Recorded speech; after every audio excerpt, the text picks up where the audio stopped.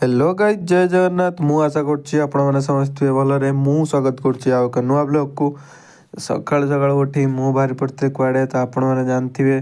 मोर सबुदिन एबे काम कोन चलछि तो काम चलछि या कि हमर होछि एबे धान कटा सेतले बापांगर मोर बाहरी आस्थिल धान काटिया पे तो किस समय पर हम पळिथिलु फाइनली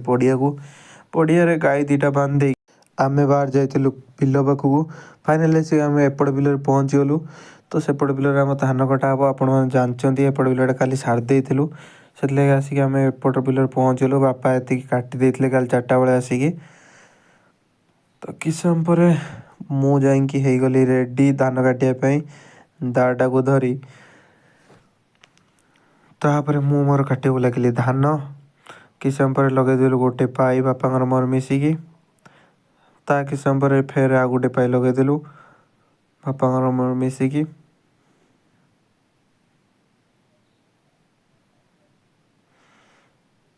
ताकि समय आ गोटे पाई फाइनाल लगेदेलु 4टा पाई टोटाल है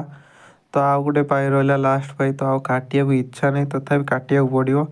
तो अधा काटी देकी ये किसी तापर मु पलि आसली घर को कहीं मो द्वारा हेलानी